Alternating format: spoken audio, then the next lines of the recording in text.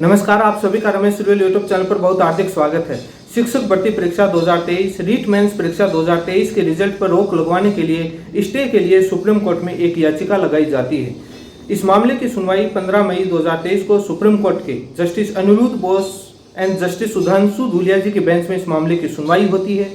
ये याचिका क्यों लगाई जाती है? लेवल 1 के रिजल्ट पर स्टे के लिए या लेवल 2 के रिजल्ट पर स्टे के लिए?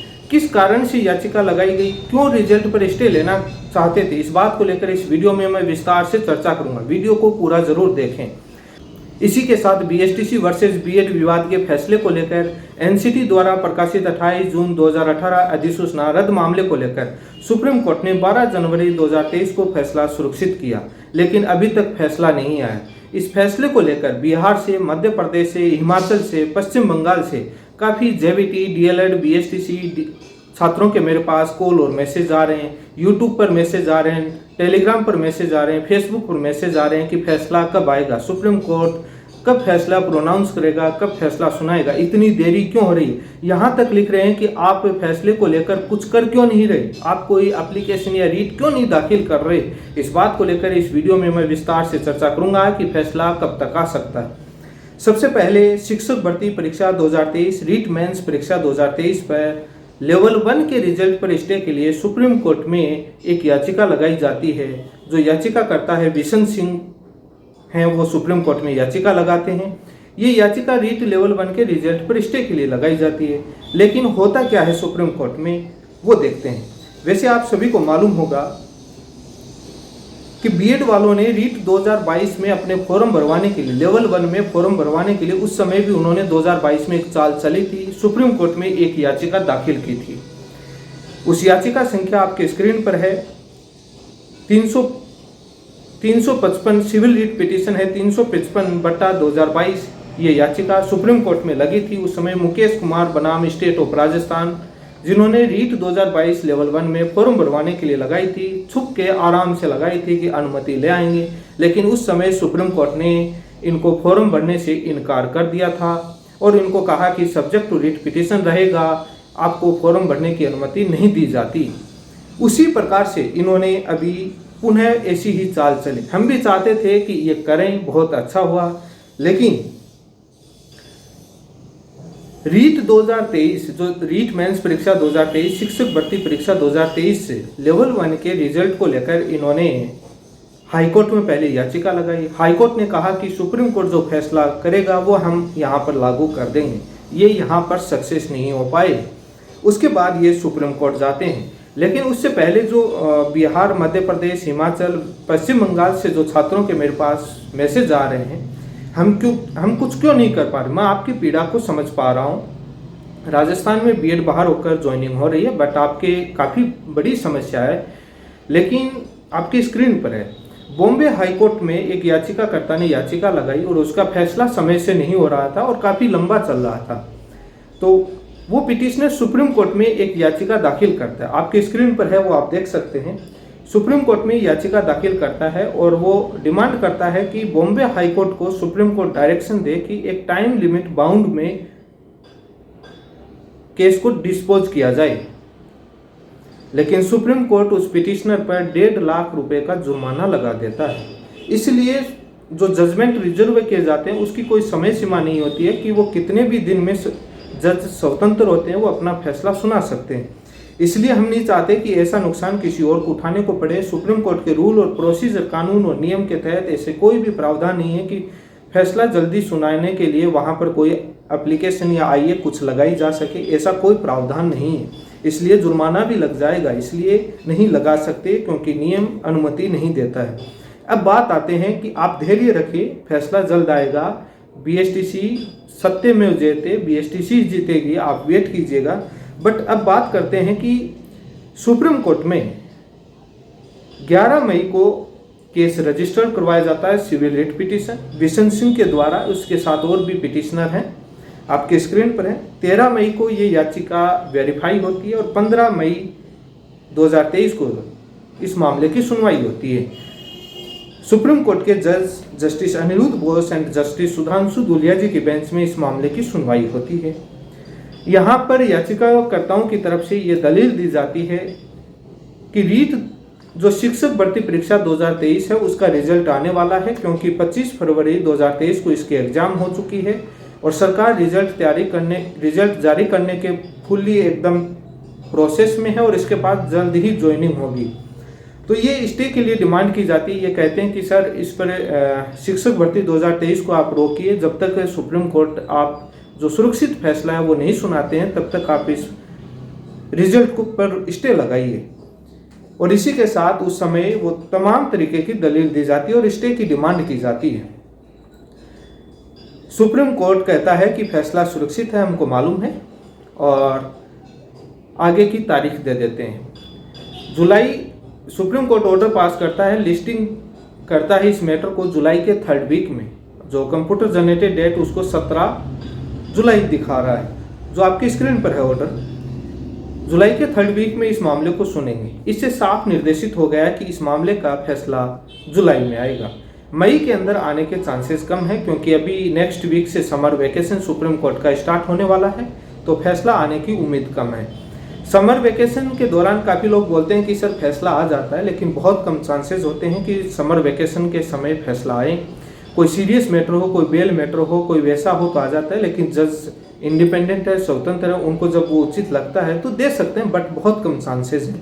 जहाँ तक जो वकील बताते हैं कि समर वेकेशन के समय कोई बाई चांस कभी कोई फैसला आता है, बाकी उसके बाद ही आता है। तो इसके हिसाब से अनुमान लगाया जा सकता है कि आपका जुलाई में ही फैसला आने की पूरी उम्मीद है। लेकिन बाहरी राज्य के छात्र काफ़ी परेशान हैं जुलाई का नाम सुनकर, पर धैर्य रखिए, आपको भी न्याय मिलेगा। और सभी प्रक्रियाएं आपको मालूम है कि सुप्रीम कोर्ट है, नियम और प्रोसीजर से चल सकते हैं। हमारे भी हाथ कानून से बंधे हुए हैं और आपके भी हाथ कानून से, नियमों से बंधे हुए हैं।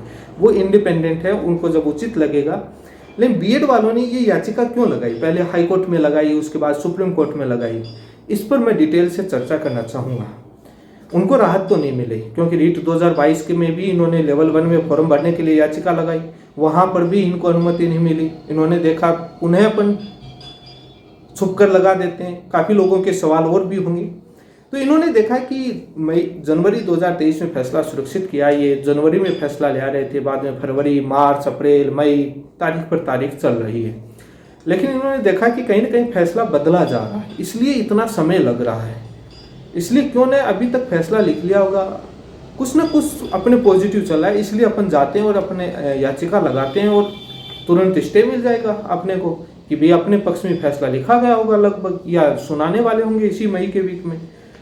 लेकिन स्टे नहीं मिला। मैंने आपको फैसला लिखने के बारे में बताया था कि फाइल सुप्रीम कोर्ट रजिस्ट्रार से जा चुकी थी, बट जजों के पास जब समय होता है तब अपने हिसाब से, नियमों से, अपने हिसाब से वो फैसला लिखते हैं। अभी आपको मालूम है कि संवैधानिक पीठें भी चल रही थी, तो फ्रेश मैटर, समर वेकेशन आने वाला था और फ्रेश मैटर बहुत ज़्यादा लग रहे थे, तो बहुत सारे समय की अभाव रहता है। आप कई बार सुप्रीम कोर्ट के जजों के इंटरव्यू सुने होंगे, सीजीआई के भी इंटरव्यू सुने होंगे। तो अभी तक मुझे नहीं लगता कि यदि फैसला लिखा भी है, कुछ भी नहीं लिखा गया शायद, जहाँ तक इसीलिए जुलाई की डेट दी गई है कि अपन तब तक फैसला सुनाएंगे, तब इनको जुलाई की डेट मिली है फैसला। ये अपनी चाल चलने के लिए गए थे, लेकिन ये नाकाम रहे, क्योंकि बीएसटीसी की तरफ से जो वकीलों ने आर्गूमेंट, जो रिटर्न सबमिशन दिए, वो बहुत शानदार दिए। वैसे मैं आपको बताना चाहूँगा कि बीएड की तरफ से जब सुप्रीम कोर्ट में उस समय सुनवाई हुई थी, उस समय उनकी तरफ से शिक्षक भर्ती परीक्षा 2023 को लेकर कोई भी आर्गूमेंट नहीं हुए थे, ना ही कोई मैटर ऐसा सीरियस बताया गया कि जल्दी फैसला दिया जाए कि क्योंकि 25 फरवरी को एग्जाम होने वाली, ऐसा कोई भी आर्गूमेंट नहीं हुए थे। आपने सुनवाइयाँ सुनी थी। रिटर्न सबमिशन में भी उन्होंने कोई भी ऐसी सीरियसनेस नहीं दिखाई गई, तो सुप्रीम कोर्ट आराम से ही देगा। मामले को गंभीर बताया नहीं गया, क्योंकि अभी नई याचिका लगा करके बताया गया कि भाई हमारे यहाँ पर ज्वाइनिंग होने वाली। तब तक मुझे मालूम है कि आपको प्रयासरत हैं और सरकार भी काफ़ी गंभीर है। शिक्षक भर्ती का आप रिजल्ट जारी करवा करके आप डॉक्यूमेंट वेरिफिकेशन, डेवी वगैरह स्टार्ट करवाइए और आपको इसी प्रयास में लगे रहे, लेकिन घबराने की ज़रूरत नहीं है। बीएसटीसी की जीत होनी है। जो अन्य राज्य के छात्र हैं, आपके वहाँ पर सब्जेक्ट टू रिट पिटिशन है, आपके सभी के मामले वहाँ राज्य और सुप्रीम कोर्ट में भी आपकी याचिकाएं पहुँची हुई हैं, तो वो कॉमन ऑर्डर आएगा। लेकिन काफ़ी लोग सोच रहे थे कि सुप्रीम कोर्ट के जजों को फैसला लिखने बदला जा रहा हाई कोर्ट के फैसले को, इसलिए इतना समय लग रहा है। आपको मालूम होगा कि रामशरण मौर्य का केस का फैसला भी लगभग 3 महीने से ज़्यादा गुजरने पर सुनाया गया। हाईकोर्ट के फैसले को यथावत ही रखा गया था, तब भी इतना समय लगा था। लेकिन खैर, उस बात को लेने से कोई, अपने को चर्चा करने से कोई वो इशू नहीं है।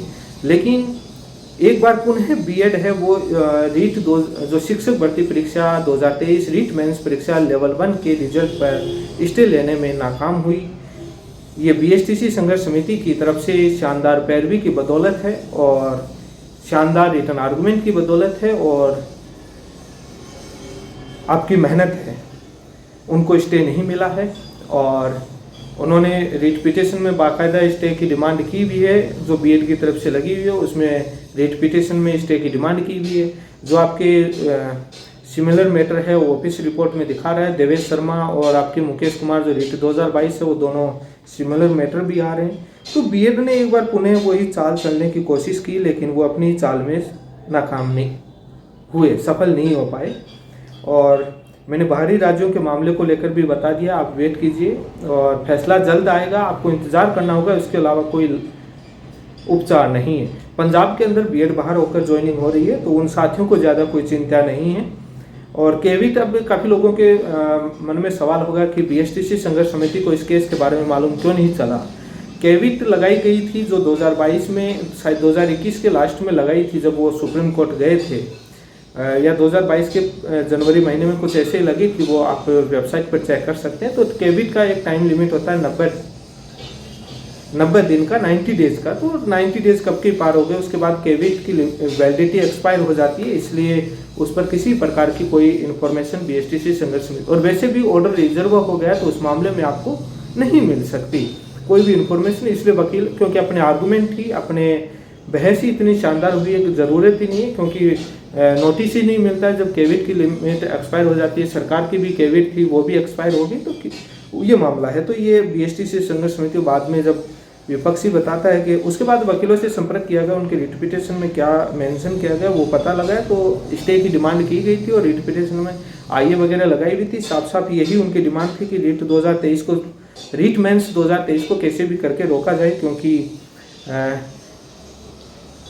अब जो लोग बोलते हैं स्टे के लिए किस प्रकार से रीट जो लेवल 1 की भर्ती पर किस प्रकार से वो कब्जा करने की कोशिश कर रहे हैं, वैसे सेकंड ग्रेड, फर्स्ट ग्रेड भर्तियों पर उनका अपनी क्वालिटी ऑफ एजुकेशन नहीं दिखा पा रहे हैं।